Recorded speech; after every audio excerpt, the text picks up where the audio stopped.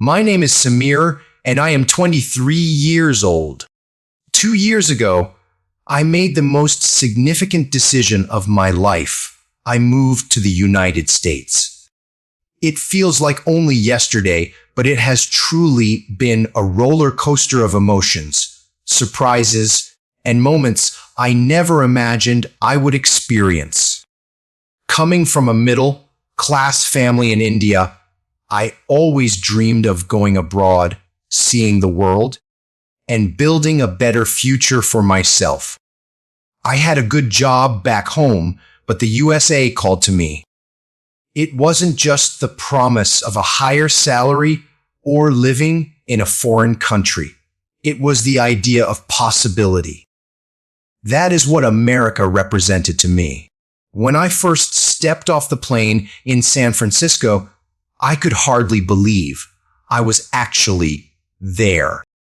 The airport was enormous, bustling, and filled with people from every corner of the globe. I remember looking around, feeling a mixture of excitement and nervousness. I had no idea what lay ahead, but one thing was clear: I had an immense amount to learn. My first culture shock arrived when I tried to order a coffee. Back home, getting a cup of tea or coffee is simple. You go to the counter, ask for chai, and that's it. But here, walking into a Starbucks, I was overwhelmed by the choices. Tal, grande venti? The barista asked. I stood there, utterly confused. Just coffee. I stammered awkwardly, and the people in line behind me began to show impatience.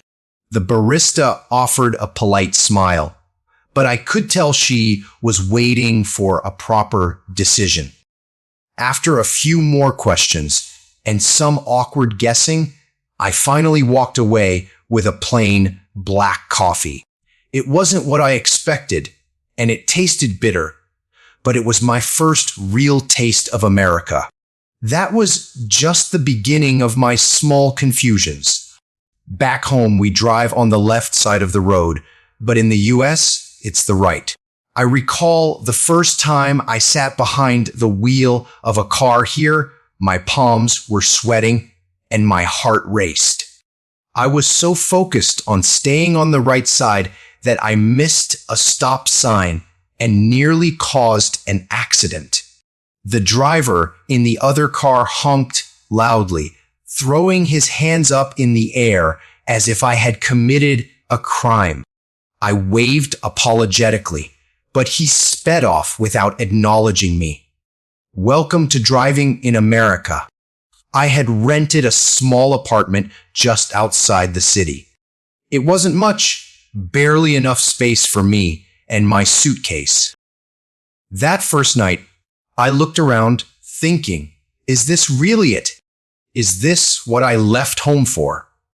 The apartment felt cold and empty, nothing like the warm, bustling home I had in India.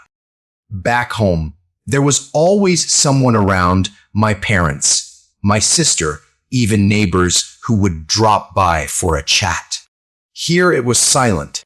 I could hear the hum of the fridge and the occasional car driving by, but that was all. For the first time in my life, I was truly alone. The next few weeks were a whirlwind of trying to figure out how to live here. Everything seemed so expensive. I was used to bargaining at markets back home, but here, prices were fixed, and they were high. I remember walking into a grocery store and staring in disbelief at the price tags. A loaf of bread cost nearly $5. In India, that same amount of money could buy enough food for a whole day.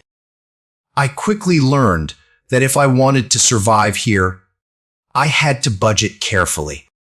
My salary was decent, but after rent, utilities, and food, there wasn't much left for anything else.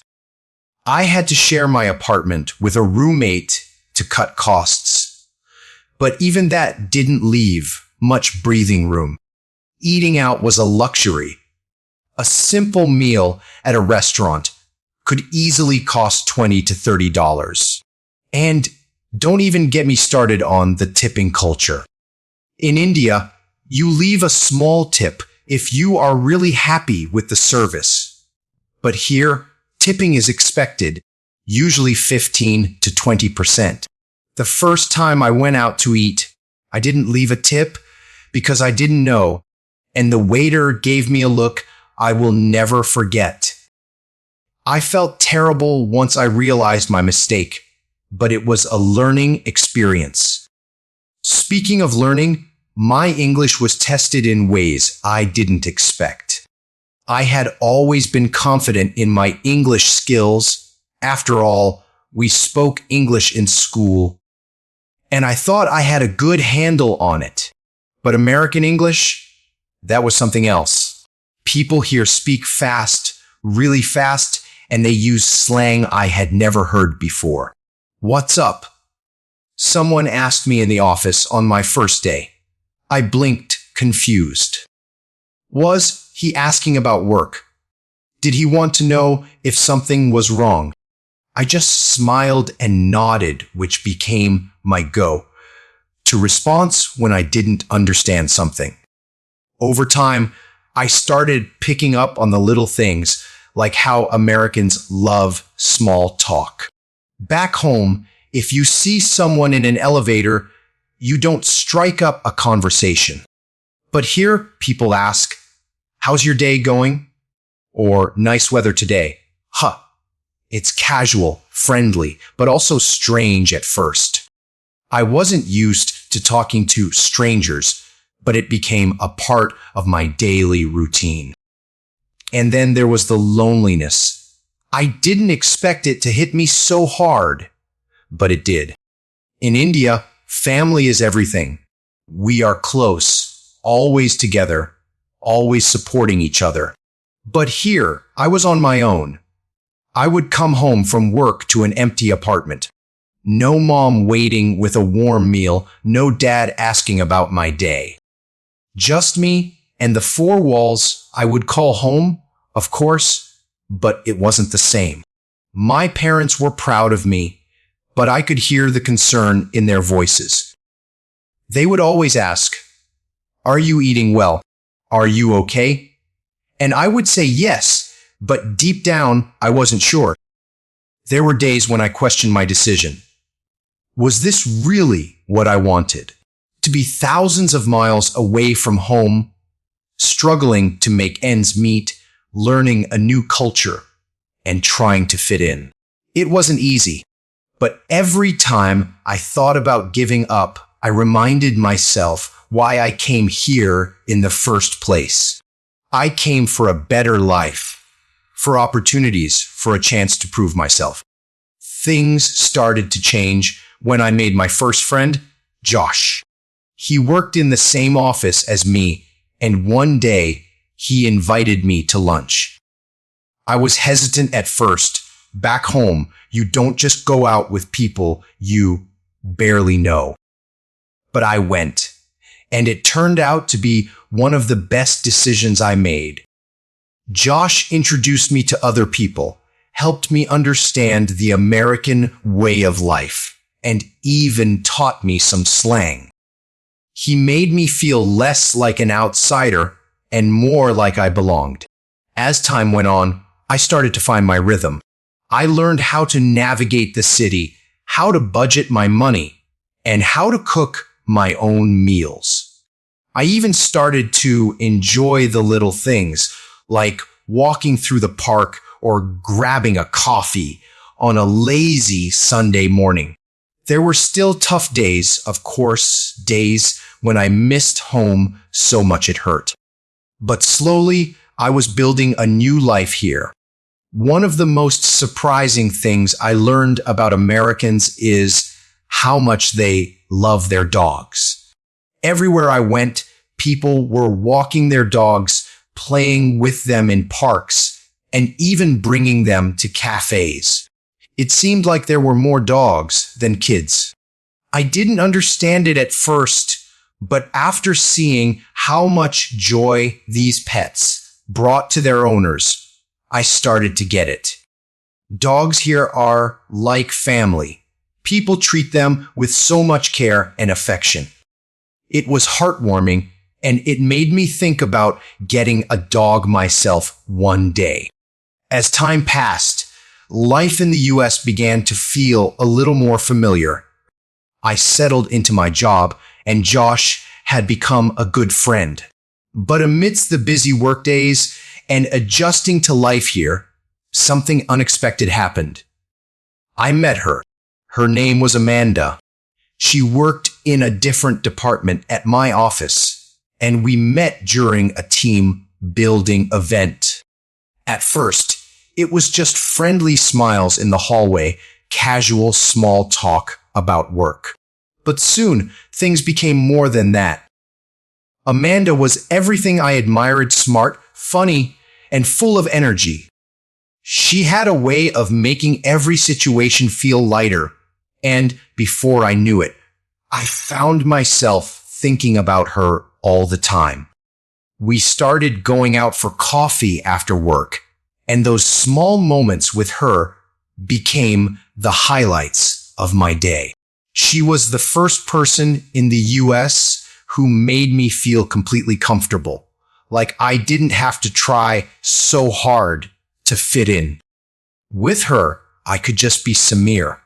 One weekend, she invited me to her family's home for a barbecue. Now, if there's one thing Americans love almost as much as their dogs, it's a good barbecue. I had no idea what to expect, but I quickly learned that these gatherings are serious business. Her dad had this huge grill in the backyard, flipping burgers and ribs like a pro. I tried to help, but when I burned a few hot dogs, Amanda's dad gently guided me away from the grill, laughing. "Why don't you leave the cooking to us and enjoy the sunshine, Samir?" he said. That day was full of laughter, and I felt a sense of belonging I hadn't felt since leaving home. Amanda and I started seeing each other more often after that. It was my first real relationship in the US, and things were going great until they weren't. You see, Amanda and I came from different worlds. I was still adjusting to life in America, trying to balance my roots with the new culture around me. Amanda, on the other hand, had grown up here. She didn't fully understand the weight of my family's expectations or the guilt I sometimes felt for leaving them behind. We had small disagreements at first. Things like how often I called my parents or why I couldn't just fly back to India for a visit whenever I wanted. But over time, those small arguments grew into something bigger. One night, after a long week at work, we sat in my apartment, and out of nowhere, she said, "Samir, do you ever feel like we're too different?" Her words hit me like a punch. I didn't see it coming. I thought we were doing fine, but Amanda felt like she couldn't connect with parts of my life, especially the part that still held on to home.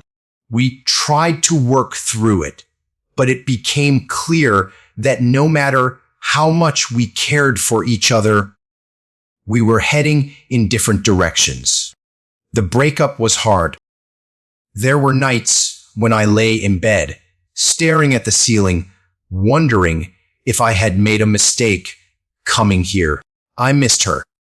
I missed how she made me laugh, the way she could turn a stressful day into something manageable. I even missed the little things, like how she would always steal fries off my plate when we went out to eat. For a long time, I couldn't stop thinking about her. I replayed our last conversation over and over, asking myself if there was something I could have said or done differently. But as much as I missed her, I knew that some things just weren't meant to be.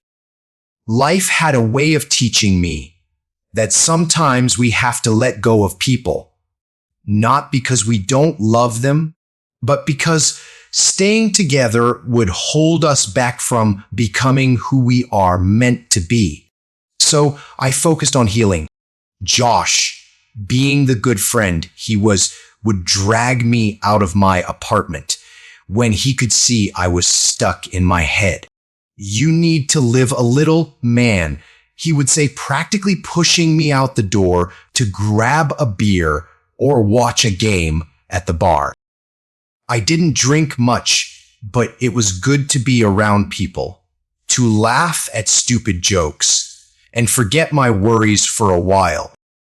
One night, after a couple of drinks, Josh and I were walking home when he started imitating my Indian accent in a ridiculous way. "Oh, Samir, please tell me how to make the best curry," he said in a voice that was so exaggerated, I couldn't help but burst out laughing. I laughed so hard I nearly tripped over the sidewalk. It felt good to laugh again, to let go of some of the heaviness I had been carrying. Funny moments like that became my saving grace.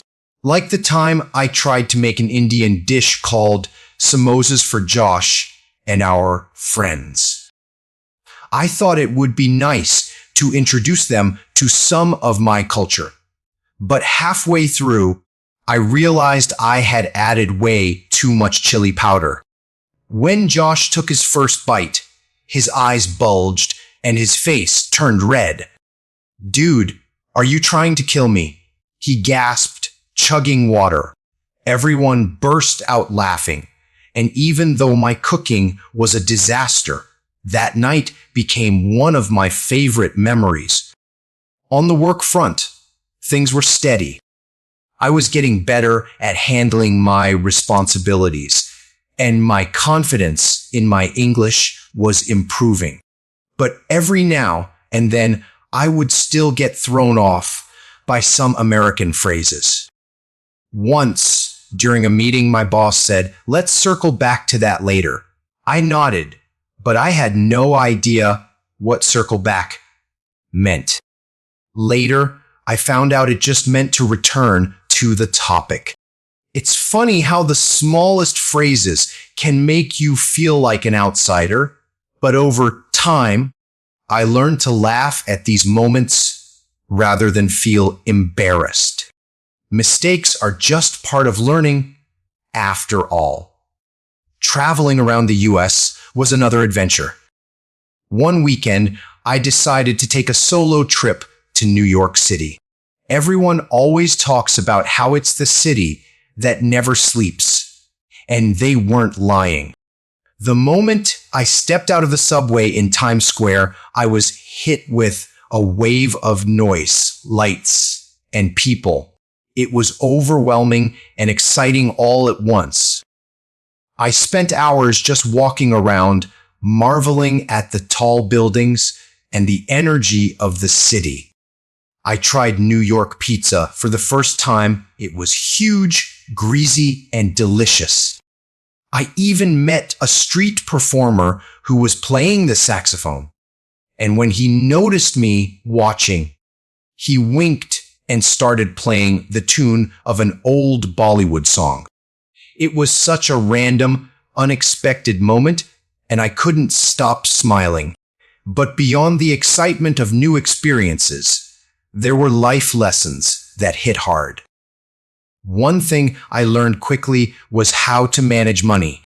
Living in the US isn't cheap, and there were times when I had to get creative with my budget. I remember once, during a particularly tight month, I survived on ramen noodles and peanut butter sandwiches for an entire week. It was tough, but it taught me the importance of planning and saving. And then there were the lessons about people. In America, I learned that not everyone who smiles at you is your friend. People are polite, Yes, they say hi even if they don't know you. And sometimes they give compliments just to be nice. But that doesn't always mean they have your best interest at heart.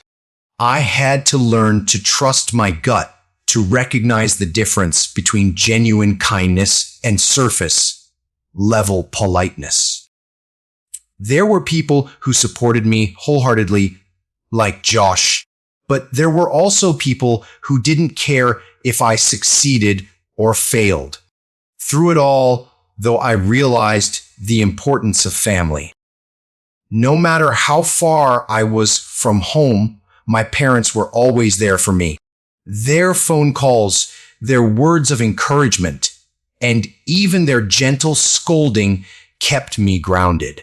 They reminded me of who I was and where I came from. On tough days, I would think about all the sacrifices they made so I could have a better life. That thought alone gave me the strength to keep pushing forward, even when things got tough. After the breakup, life slowed down a little, but not in a bad way.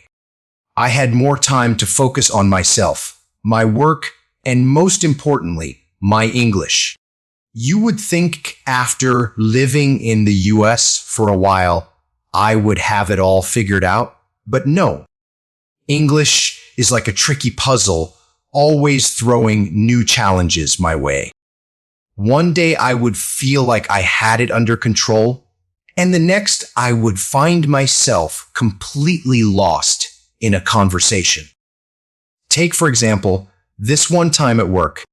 It was a typical morning, and I was sipping my coffee when my boss walked up and said, "Samir, could you give me a ballpark figure on the project costs?" I stared at him blankly. Ballpark figure. Were we suddenly talking about baseball? I tried to keep a straight face and nodded, pretending I understood. But inside, I was panicking. I Googled ballpark figure under the table during the meeting and found out it just meant an estimate. Phew, close call. I laughed about it later, but these little moments kept me on my toes. But it wasn't all confusion. There were plenty of fun and quirky things I loved about living here. For one, Americans love their holidays. Every month it felt like there was some new excuse to celebrate Halloween, Thanksgiving, Christmas. It was nonstop. Halloween was the most bizarre one for me. Back in India, I had seen it in movies, but nothing prepared me for the reality of grown adults dressing up in costumes and roaming the streets. Josh and I decided to throw a little Halloween party at our apartment, and he convinced me to dress up as Spider-Man. Let's just say, wearing that tight suit was an experience.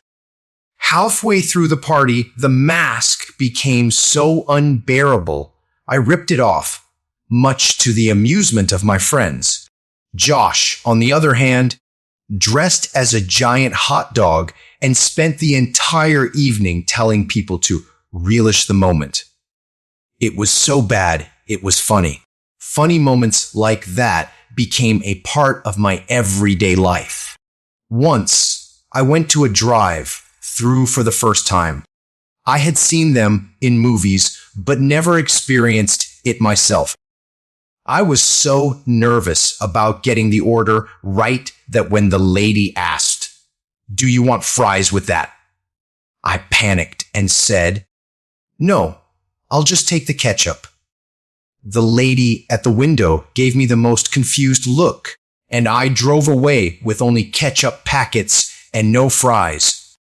I laughed about it all the way home, realizing how ridiculous I must have sounded. Speaking of food, American meals were something else. Breakfast here was a big deal. In India, my breakfast usually consisted of something light like parathas or idli. But here, people start their day with pancakes eggs, bacon, and a mountain of syrup. I tried it once, but by the time I finished, I felt like I needed to go back to bed instead of starting my day. I did, however, fall in love with their sandwiches. A turkey sandwich for lunch became my go-to. But I had to be careful. The portions here were massive. I couldn't believe how much food they served, and sometimes I would end up with leftovers for dinner. Life in the US wasn't just about funny moments and food, though it taught me some hard lessons too. One of the most unexpected things I learned was how lonely it could feel, even in a country full of people. You would think that with all the friendliness, people saying hi on the street, neighbors waving, colleagues asking how your weekend was, I would never feel alone. But sometimes the polite greetings didn't go beyond that. They were just that, greetings. It wasn't the deep connection I craved. There were nights when I would come back to my apartment, sit on the couch, and feel this wave of homesickness hit me. I would miss my family, my friends, even the chaos of India. I would call my parents sometimes just to hear their voices, and it would help. But other times, I just had to sit with that feeling and remind myself that this was all part of the journey. One thing that helped pull me out of those lonely moments was a dog. Not my dog, unfortunately, but Josh's dog, a golden retriever named Max. Max was this big, fluffy ball of joy who would run around our apartment like he owned the place. Josh traveled a lot for work, and whenever he was away, Max stayed with me. I never thought of myself as a dog person, but Max had a way of lifting my spirits. He would plop down next to me on the couch, his head resting on my lap, and just stare at me with those big puppy eyes. Sometimes I would talk to him like he was my therapist.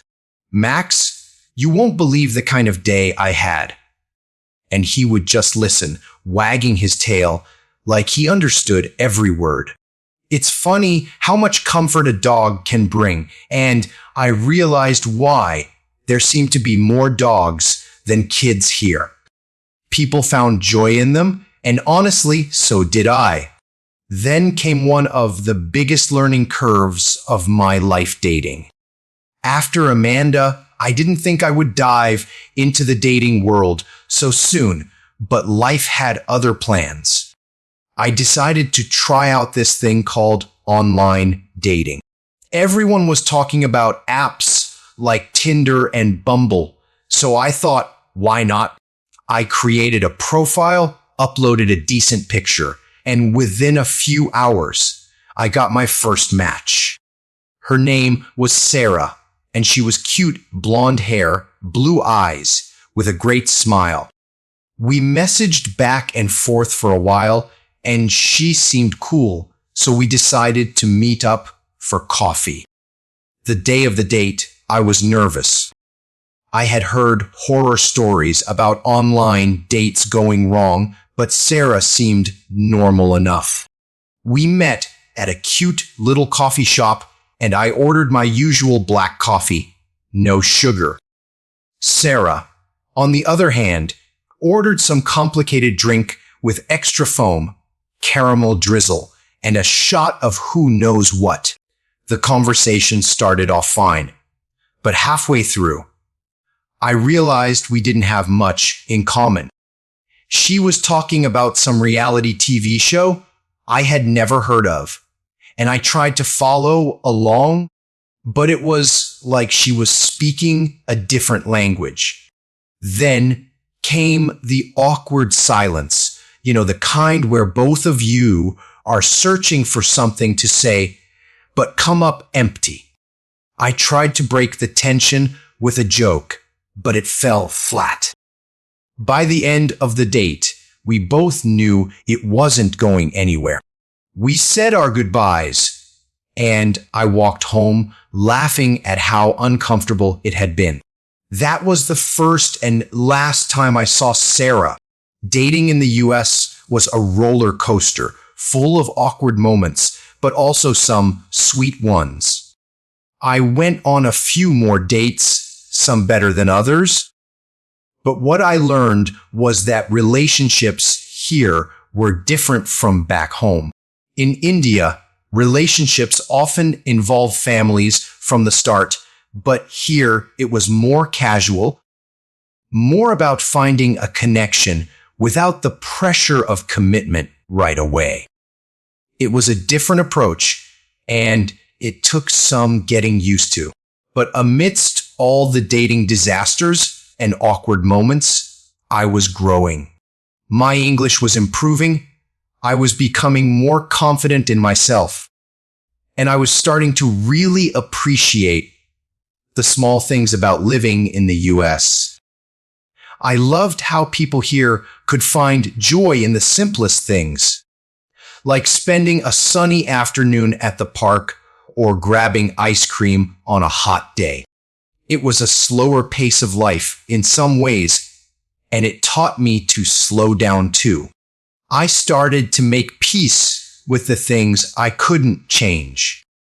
I would still think about Amanda sometimes, wondering what she was up to, but I didn't feel that sharp pain of missing her anymore. Instead, I would think back on our time together with a smile, grateful for the good memories. One day, as I was walking Max through the neighborhood, I bumped into an old man named George. He was probably in his 70s, with a wrinkled face and a kind smile. He waved at me and said, "You're the guy with the funny accent, right?" I couldn't help but laugh. I guess my accent hadn't faded as much as I thought. We started chatting, and George told me stories about how he had traveled the world when he was younger. He had been to places I could only dream of: Europe, South America, even India. We talked for a while, and before I knew it, Max and I had a new walking buddy. Every evening after that, George would join us on our walks, sharing his life stories. It was a reminder that no matter where you are, you can always find connections, sometimes in the most unexpected places. As the months passed, I found myself more settled into my new life in the USA. The days flowed into weeks, and I grew fond of the little quirks that made living here special. I had mastered my daily routine, waking up early to take Max for a run before heading to work. The mornings were crisp, and I loved how the rising sun painted the sky in shades of pink and orange. It felt like the world was waking up with me, and I would take a moment to breathe it all in. At work, my confidence continued to grow. I started participating more in meetings, sharing my ideas, and even cracking a few jokes, though sometimes they landed better than others. My colleagues had grown accustomed to my sense of humor, and I often caught them chuckling at my accent and occasional mispronunciations. "Samir, you need to start a podcast," one of my co-workers joked during lunch one day. I laughed, but secretly thought maybe one day. My friendship with Josh deepened too. He had become like family to me. One weekend, we decided to take a road trip to the Grand Canyon. It was a spontaneous decision, and we both needed an escape from the city. We loaded up the car with snacks, music, and Max, and off we went. The drive was filled with laughter and playlists that ranged from classic rock to Bollywood hits. I made Josh listen to my favorite songs, and he pretended to enjoy them, making funny faces when I sang along. When we finally arrived at the Grand Canyon, I was awestruck. The sheer size and beauty of it took my breath away. It felt like a scene from a movie, with the sun casting golden hues over the red rocks. We hiked along the trails, snapping pictures and marveling at the views. In that moment, I felt grateful for my journey, the struggles, the laughter, the friendships, and even the heartbreaks. They had all led me to this beautiful place. As we stood at the edge of the canyon, I took a deep breath, feeling the wind on my face. You know, Samir, Josh said, we're lucky to experience moments like this. It's what life is all about. I nodded in agreement. I thought about everything I had learned in the past year about resilience, connection, and the importance of embracing each moment. Returning to the city, I carried that sense of gratitude with me. I had learned to appreciate the little things, like sharing a meal with friends or watching the sunset from my apartment balcony. My English was improving, and I began thinking about how I could help others who were on the same journey I had been on. One night, as I sat on my couch with Max curled up next to me, an idea struck me. What if I started a YouTube channel to share my experiences and help others learn English? I had seen so many channels dedicated to teaching English, but I wanted to add my unique perspective, the funny moments, the struggles, the lessons learned along the way. The next day, I created my channel and started filming my first video. I talked about my journey to the USA, the cultural differences I encountered, and even shared some of the funny moments I had experienced along the way. I poured my heart into the video, hoping to inspire others who felt lost or overwhelmed, just like I had felt when I first arrived. To my surprise, the video resonated with many people. Comments began pouring in, with viewers sharing their own stories and thanking me for my honesty. I felt a sense of purpose. This was what I was meant to do.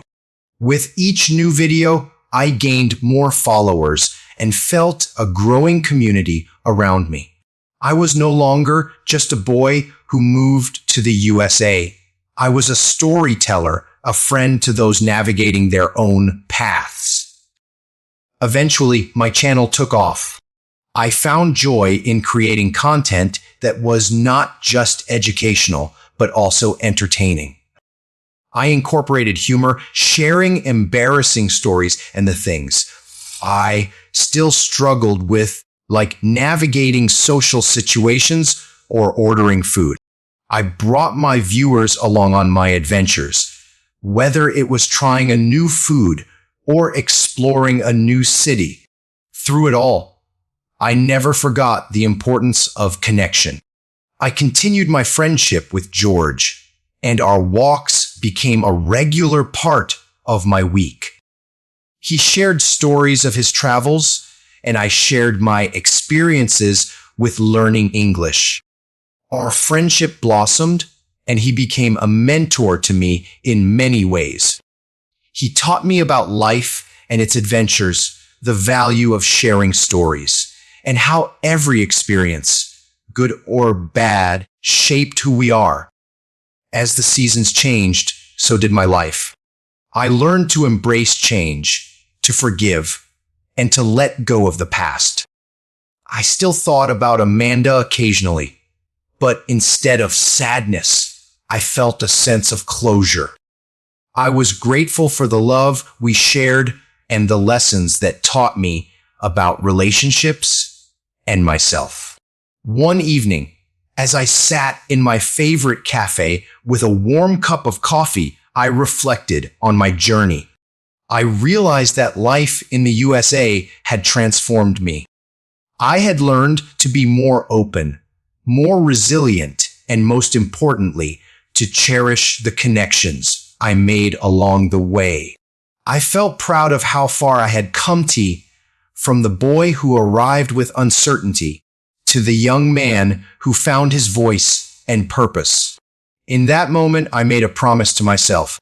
I would continue to share my journey, inspire others, and never stop learning. I understood that life would always be a series of ups and downs, but each experience was an opportunity for growth. With Max by my side and a world of possibilities ahead, I felt ready to embrace whatever came next. And so, as the sun began to set, casting a warm glow over the city, I smiled, knowing that my journey was just beginning.